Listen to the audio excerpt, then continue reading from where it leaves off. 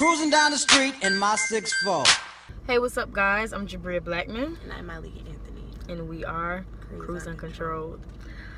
So, I think in light of recent events, the mood is like somber, it's different. And I think that like the stuff that's happening, it has to be talked about. Like, we can't be silent about it. I feel like that's the only way change is going to come. So this week, we're switching it up. If you know me, you know that I'm very talkative and I like always have stuff to talk about.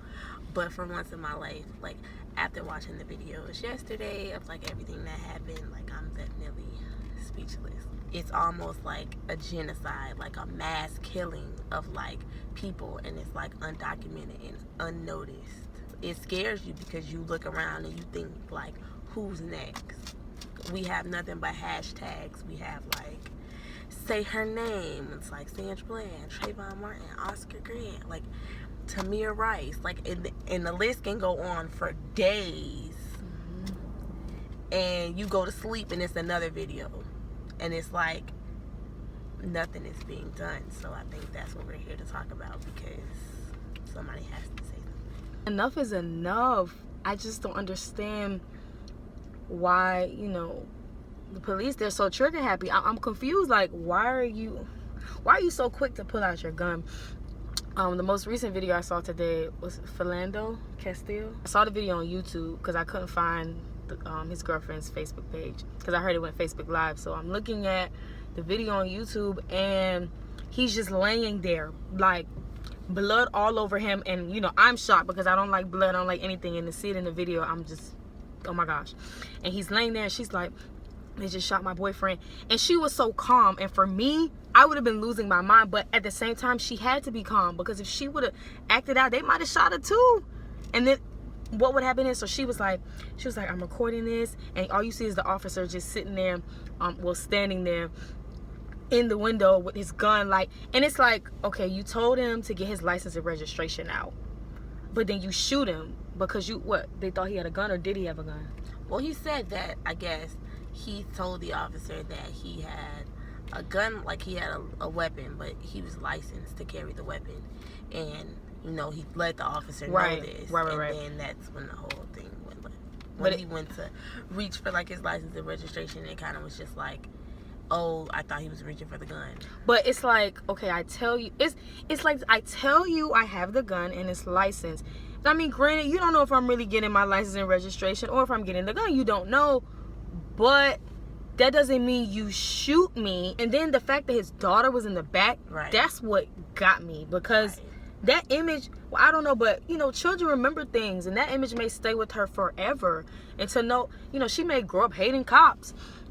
And now, I'm going to say this. I don't think that all cops are bad people. I do not think that.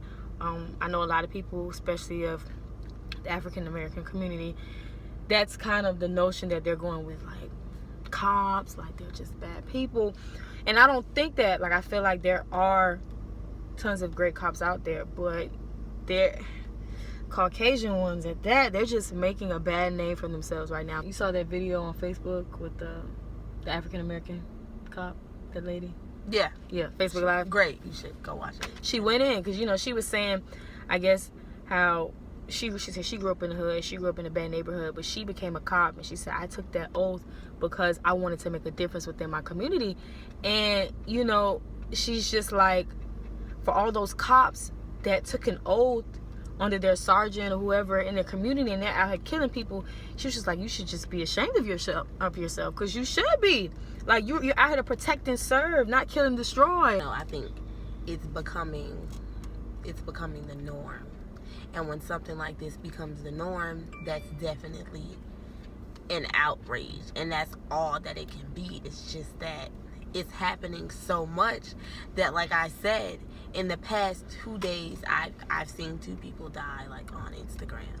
That's scary. But I think what's even scarier is the fact that it's been happening since when? It's been happening forever. Right. But when you think about, like, how many names you can recall, like, since I've been in high school, like, I remember when Trayvon Martin, like, when he, like, when that situation happened or whatever, and he died, I was in high school, and like, you know, we stood together as a community and did stuff like, and I think about how many times since then we've had to stand together as a community. Right. And still, like, see, I have my little bracelet. What does It it says, say? I am Trayvon Martin. Amen. And then it says, you are Trayvon Martin. Right. And I think that it symbolizes so much to me, because for the first time in my life, I think about the fact that in order for change to come, like, we really have to, like, use our, like, the past and the strength of, like, our ancestors. You think about Martin Luther King and, like, how hard it was, like, marching and stuff like that. Like, I never thought growing up that I would get to a point in my life where I felt like we had to band together and use some of these tactics for change. But here I am, 20 years old, young and vibrant, and I feel like I'm called to, like, make a difference. I feel like as an African American who is trying to be successful, it's like almost like my right and my duty to ensure that the African Americans and my people after me have a world where they can live in and truly be equal and truly, like, you just be able to live freely. Like, but in order for this to take place, I think we have to think about what our ancestors went through and the fact that they were so unified. Because divided, our house will fall. Right. So until we as African American brothers and sisters begin to understand our own worth, how can we expect someone else to understand it? Until we realize that we as people are powerful, we have come a long way. And the system was not designed for us, yet we're here. I feel like we need to start to understand our worth. And I don't know, it just seems like kids nowadays, young people, I mean, we're just shooting each other. It starts within our community. It really does, because it's the mindset. If we don't value another person's life, how are we going to value our own? And I don't know, a part of me thinks like, well, all these officers, they're looking like, well, they killing each other, so I mean, they don't care. Like, kill you too, even though they shouldn't be doing that. But I don't know, it makes me think like we have to become that change within ourselves before we expect it to happen elsewhere.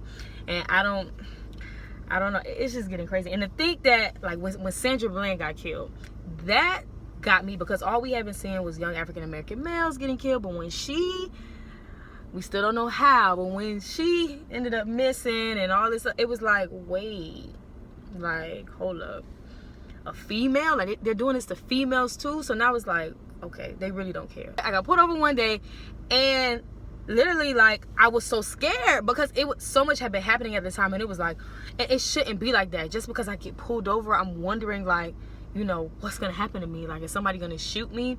And even though nothing has really happened in my city, in Miami, just yet, like, something happened, you know, when Trayvon Martin got killed. It was just like, that was so close to home, so why do I think it won't happen to me here? You know, so, and I try not to think like that, but it's just the reality of it. Like, I can be as positive as I want to be, but I have to face reality that this is happening in my own backyard. So, you know, I just have to be careful, and you just have to continue to pray and just hope that everything will be okay. But and then it gets to the point, like, how do you know, like, we want to make a change, we want to make a difference, but it's like, how do you go about doing that? Like, what are those steps? Like, what should we do? And I know a lot of people, they feel like they've done so much within the community and nothing is still being accomplished. Like, they feel like they're doing so much, but nothing's changing because we're still out here killing each other. So I don't know. It's just like, at this point, we're scared. We don't know what to do, but we just got to get up and fight. I don't know how, but I feel like this is a way. Social media, us talking about it, I feel like this is a way. Like, this may inspire someone. This may inspire a racist officer to just put down that gun. I mean, I don't know, but, you know, we're voicing out. We're trying to give our opinion and give our perspective on this situation. So maybe this is our way of fighting. Maybe. Right. Just today, I'm on social media. I'm on Twitter. I see the HBCU PWI debate, and I'm like, bro, it's like.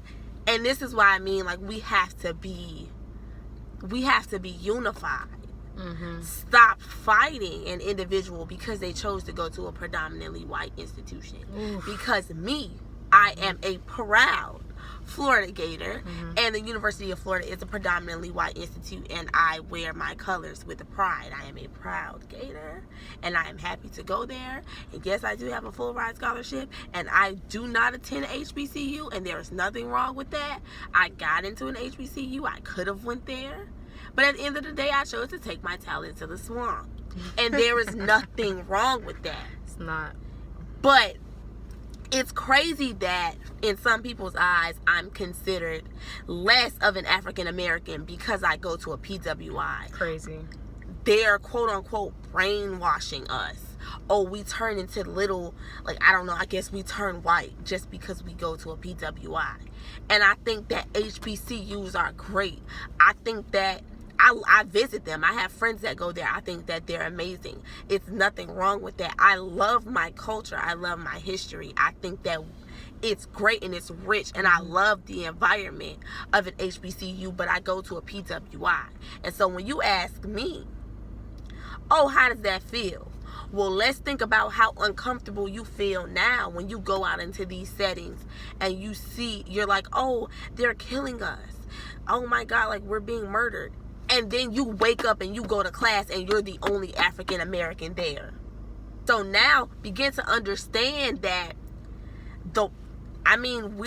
we're minorities, and right. That's fine. And I go to class and I sit there and I am the only African American, but I don't feel like I'm different from them. I feel like I'm here. I feel like I'm unified. I feel like we're in this class together. We're getting this information together. I'm getting this great. I don't care if I have to fight harder than you, if I had to fight harder than you for this seat, but I am here. When everything was going on and I was at UF, like I said, then I have to go to class and I have to sit there and there's 5 black people and 200 white people.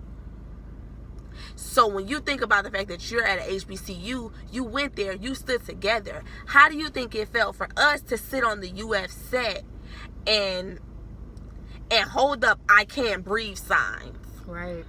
It takes more courage because I'm sitting in the middle of a sea of white.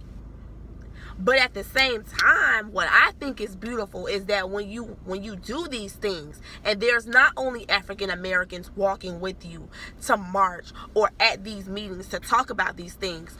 I don't care if I'm here and one white person, I don't care what color you are. When you notice that this is happening and that change needs to come, I don't care what color you are. I feel like we need to stand together as people. And it's not about becoming super racist. It's about realizing our worth and realizing that we need to change. I am Jabria Blackman. I am Malika Anthony. I don't want to be the next hashtag. Cruising down the street in my 6'4".